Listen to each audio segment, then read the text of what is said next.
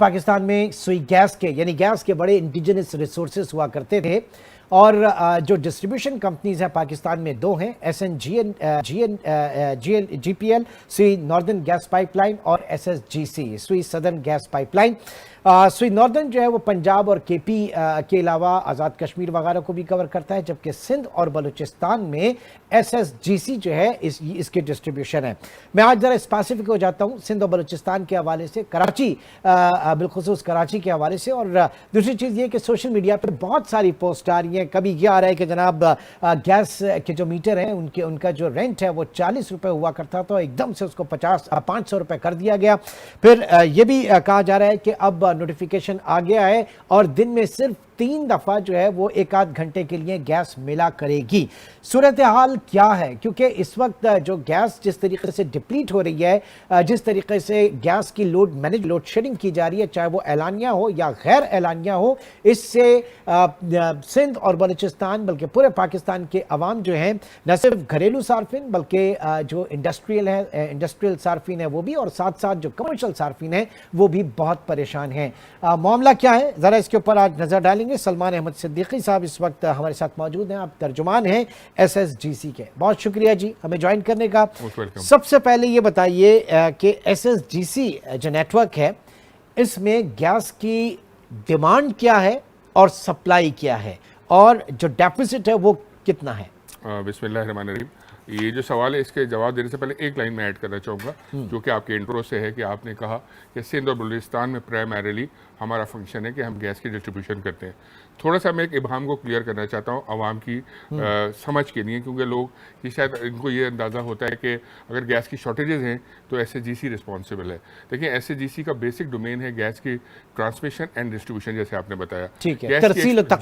Gas की जो exploration है वो जो ENP कंपनीज है ये उनकी जिम्मेदारी है। तो गैस हम ENP कंपनी से खरीदते हैं और खरीदने के बाद वो ट्रांसमिट करके अपने हेडक्वार्टर्स जो हमारे डिफरेंट शहरों में बने हुए हम वहाँ लेके आते हैं, और उन हेडक्वार्टर्स के थ्रू फिर हम अपनी डिस्ट्रीब्यूशन करते हैं गैस की, जो अपने डिफरेंट सार्फिन तक करते हैं, जिसमें कमर्शियल डोमेस्टिक इंडस्ट्री। ये क्लियर हो गया? ओके, नहीं ये क्लियर तो हो गया, लेकिन और चीज उलझ गई इसमें। अच्छा। क्योंकि जिम्मेदारी जो है वो डिस्ट्रीब्यूशन नेटवर्क की इसलिए ज्यादा हो जाती है कि आपके लाइन लॉसेज जो हैं, जो अनअकाउंटेड फॉर गैस है, वो पूरी दुनिया में इतनी नहीं होती जितनी बिजली और गैस की पाकिस्तान के अंदर है। अगर कहीं से डिस्ट्रीब्यूशन में चोरी हो रही है, डिस्ट्रीब्यूशन में अगर कहीं से लीक हो रहा है, वो तो आपके खाते में आएगा। बिल्कुल, लेकिन वो आपका सवाल उसका जवाब देता हूँ, लेकिन जो मैं बात आपसे कर रहा था उसकी एक लाइन उसमें मैं ऐड करना चाहूँगा।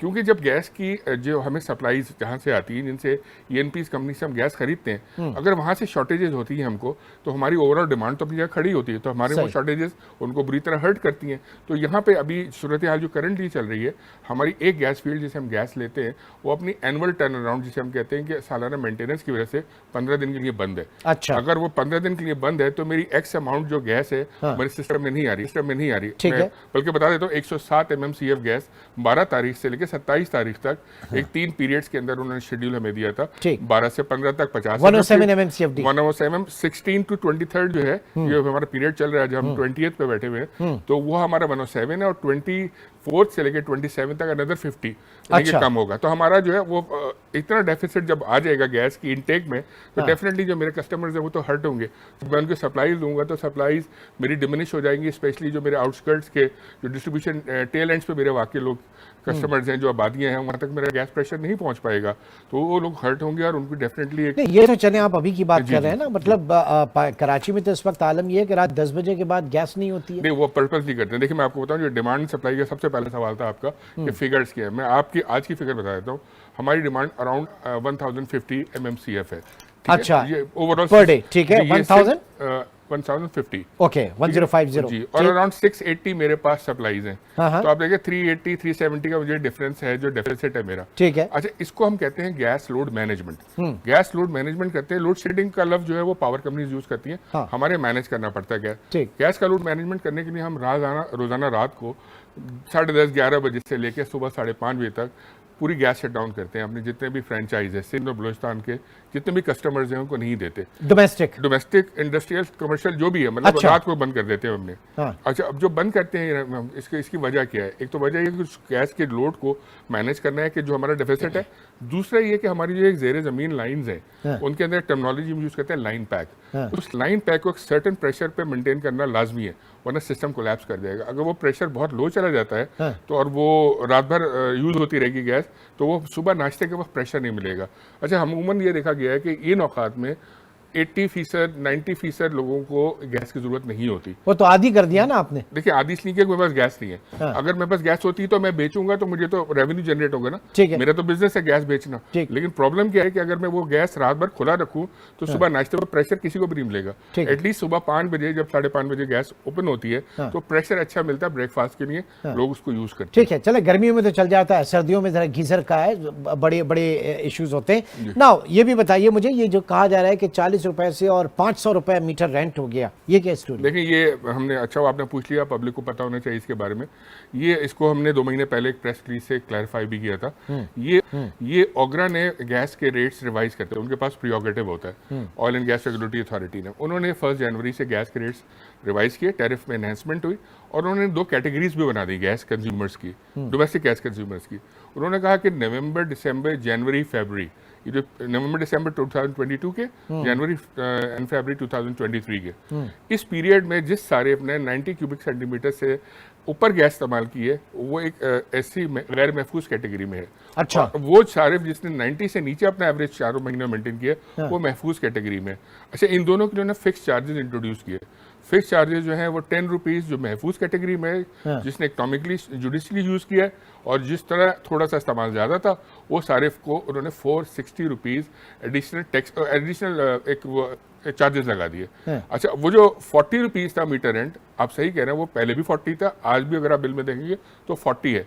460 और 40 के लोग मिला के शायद वो कंफ्यूजन हो के 500 की फिगर पर ड्राइव कर रहे हैं। अच्छा। वो जो 460 है वो फिक्स चार्जेस हैं, गैर महफूज कैटेगरी के, जिसका इस्तेमाल गैस का ज्यादा है। ये बात पिछली मिनिस्ट्री की जब गवर्नमेंट थी, तो जो उस वक्त मिनिस्टर थे, उन्होंने टेलीविजन पर बाहर आके ये बताई कि हमने 2 कैटेगरीज बना दी है, हमारे एक सारिफ ये है जिसकी हमारी तवज्जो ज्यादा है, और वो सारिफ ज्यादा है, वो सारिफ बहुत ज्यादा है परसेंटेजेस वाइज के, जिसकी जो कि महफूज कैटेगरी में है। जो गैर महफूज कैटेगरी वाले हैं उन ज़ाहिर वो भी एक परसेंटेज है, लेकिन वो अराउंड 20% है। और डोमेस्टिक में भी आते हैं वो? ये सब डोमेस्टिक की बात हो रही है। अच्छा। ये चार्जेस 460 लगे हैं डोमेस्टिक के ऊपर लगे। ठीक ठीक ठीक। तो जो मीटर रेंट है वो 40 पहले भी था और आज भी है। ठीक। और ये 2 दिन पहले जो सोशल मीडिया पे आया जनाब कि अब दिन में सिर्फ तीन औकात में गैस मिलेगी, बड़ी मेहरबानी आपकी, नाश्ता, दोपहर का खाना और फिर रात का खाना। ये देखिए, इसमें जो हकीकत मैं बताऊं, ये औकात लास्ट विंटर में हमने नवंबर में इंट्रोड्यूस कराए थे। ना सिर्फ हमने कराए थे, बल्कि सुई नॉर्दर्न ने भी कराए थे, और ये औकातकार मिनिस्ट्री ने खुद भी आके मीडिया पे ये चीज़ें कही थी कि ज़ाहिर उस वक्त विंटर्स में गैस की शॉर्टेज सप्लाईज के हिसाब से बहुत ज़्यादा कम हो जाती है हमारे पास। तो उठा के रख लिया, अभी 2 महीने बाद दोबारा आप कर देंगे? देखिए, अगर हो सकता है करना भी पड़े, मैं आपसे गलत बयानी नहीं करूँगा, क्योंकि गैस की जो शॉर्टेजेस हैं, देखिए उसके एक फिनोमेना समझना पड़ेगा। जो गैस के रिजर्व होते हैं वो एनुअली बेसिस पे डिप्लीट होते हैं 8 to 10%। जब आपका एक रिजर्व रोजाना की बेसिस पे डिप्लीशन में जा रहा है और एनुअली 8 to 10% डिप्लीट हो रहा है, और नए रिजर्व आपके सिस्टम में नहीं आ रहे, आपकी डिमांड हर साल बढ़ रही है, तो आप कैसे मीट करेंगे? आपको मीट करने के लिए क्यों नहीं हो पा रहे नए रिजर्व्स? क्यों हम वो नहीं कर पा रहे? पाकिस्तान में तो बड़ा सक्सेसफुल रेशियो है पाकिस्तान में एक्सप्लोरेशन का। देखिए, एक तो ये डोमेन सुई सर्जन का नहीं है, ये डोमेन पाकिस्तान की गवर्नमेंट का है, लेकिन मैंने ये देखा है और हमारी ऑब्जर्वेशन भी है कि जितनी गवर्नमेंट्स रही हैं पिछले कई सालों में, उनकी कोशिश रही है कि एक्सप्लोर करे भी हैं, तो उसमें नताइज भी मिलते हैं, लेकिन बहुत क्वांटम वाइज इतनी कम गैस एक्सप्लोर होती है, जो सिस्टम की डिमांड होती है उससे बहुत कम होती है। दूसरा ये कि x quality of demand, gas की क्वालिटी होनी चाहिए। वो क्वालिटी अगर नहीं होगी तो उसकी बर्निंग कैपेसिटी नहीं होगी, तो वो गैस एक्सप्लोर भी होती है और किसी काम की भी नहीं होती है। यूएफजी पर आ जाइए, अनअकाउंटेड फॉर गैस, क्या रेशो है इस वक्त और कितना बड़ा? क्योंकि कहा यह जा रहा है कि चोरी होना और ज़ाया होना वो तो आपके नेटवर्क के अंदर आता है ना, फिर दूसरा रिकवरी, और ये चोरी जो है बनिस्बत कराची और सिंध के बलूचिस्तान में ज़्यादा है, वहाँ पर क्यों? देखिए, इसके पहले तो फैक्टर ये समझें कि आपने यूएफजी बोला, उसमें खाली चोरी नहीं है, उसमें हमारे लाइन लॉसेज, बेसिकली तो चोरी जो है वो हमारा मेजर कंपोनेंट है। लीकेज भी है उसमें। लीकेज है। लीकेज क्यों है कि जो हमारी लाइंस 30 साल, 40 साल, 50 साल पहले की फैली हुई है, वो 45,000 किलोमीटर का एक नेटवर्क है हमारा। 45,000 किलोमीटर कहने में आसान लगता है, अगर आप समझें तो कई दफ़ा बंदा अमेरिका जाके आ जाए तो 45,000 किलोमीटर नहीं होते। वो हमारा नेटवर्क है जो ज़ेरे ज़मीन है। उसमें आउटडेटेड पाइपलाइंस हैं जिनको हम पीरियडिकली रिहैब करते रहते हैं। अब वो जहां हम रिहैब करने जाते हैं, कभी कभी ऐसा होता है कि जहां हमने पाइपलाइन डाली थी आज से 20-23 साल पहले, उसके ऊपर 20 मंजिला बिल्डिंग है, तो आप उसको इतनी आसानी के साथ रिहैब नहीं कर सकते। उसके लिए ऑल्टरनेट लाइंस सर गैस की लाइन के अंदर पानी आ रहा है लोगों के? जी बिल्कुल आ रहा है, क्योंकि वो बुझिद्दा हो गई एक तो मैंने ही आपको जहमत दी थी पिछले हफ्ते और करवाया था, तो गैस की पाइपलाइन के अंदर पानी आ रहा है लोगों मैं आपको वही बता रहा हूँ कि सिस्टम चूंकि एज आउट हो जाता है बाई द टाइम, और सीवरेज की जो पाइपलाइन होती है वो साइड बाय साइड लेड होती है। जब वो साइड बाय साइड लेड होती है तो वो भी लीक हो रही होती है, वो भी पुरानी पड़ी हुई है, हमारी लाइन भी साथ साथ होती है। जहां गैस कंप्रेसर का गैर कानूनी इस्तेमाल होता है, तो जब गैस कंप्रेसर सक्शन करता है तो वो गैस कंप्रेसर की सक्शन इतनी पावरफुल होती है कि अगर उसमें लीकेज है लाइन के अंदर, तो वो उबलने वाला वो जो गटर का पानी है वो साथ खींच के ले आता है अपने, क्योंकि नहीं, ये जो सक्शन पंप की आप बात कर रहे हैं, ये जो इलीगल आजकल लग रहा है, ये उनकी बात कर रहे हैं आप। तो ये उन एरियाज में ज्यादा होता है ये गैस की पाइपलाइन में पानी आना, कि जहां सक्शन पंप्स का इस्तेमाल ज्यादा होता है। अच्छा। और उसकी ज़ाहिर है उसके लिए हम काफ़ी ज़्यादा उस पर इश्तहारी मुहिम भी चलाते हैं कि ये गैर कानूनी भी है, गैर महफूज भी है और गैर इखलाकी भी है। गैर इखलाकी इसलिए कि आप दूसरों की गैस इस्तेमाल कर रहे हैं, वो जो उनके घर आती है आप खींच के लिया। गैर कानूनी इस पर कानून गवर्नमेंट ऑफ पाकिस्तान ने बनाया हुआ है, उसके तहत इसमें जुर्माने भी हैं, FIRs भी हैं, जेल भी है। और गैर महफूज इसलिए कि इसके हादसात होते हैं। आपने देखा होगा मीडिया ने रिपोर्ट किए कि बहुत सारी कीमती जानों का ज़िया हुआ है इसके ऊपर, लेकिन लोग इस चीज़ के बारे में इतना आसान लेते हैं। चलें जी, अब बात यह है कि हमें इसी माहौल के अंदर, इन्हीं वसाइल के अंदर रहते हुए जिंदा रहना है, और कोशिश ये है कि हमारे इदारे जो हैं वो अपने आप को अपडेट करें। ये स्पेशली जो हमारे नेटवर्किंग सिस्टम है और डिस्ट्रीब्यूशन कंपनीज हैं, चाहे वो गैस के हवाले से हों या वो बिजली के हवाले से हों, इनमें और मार्केट प्लेयर्स आएँ और कंपटीशन के अंदर चीज़ें बेहतर हों। सलमान सिद्दीकी साहब हमारे साथ मौजूद थे, बहुत शुक्रिया आपका। नाज़रीन, एक छोटा सा ब्रेक, और ब्रेक के बाद कुछ बात करेंगे पाकिस्तान में जो जुमा बाजार लगा यूनिवर्सिटीज़ को और तालीमी इदारों को यूनिवर्सिटीज़ चार्टर देने का, उसके ऊपर क्या कुछ हुआ, ये जानेंगे एक छोटे से ब्रेक के बाद।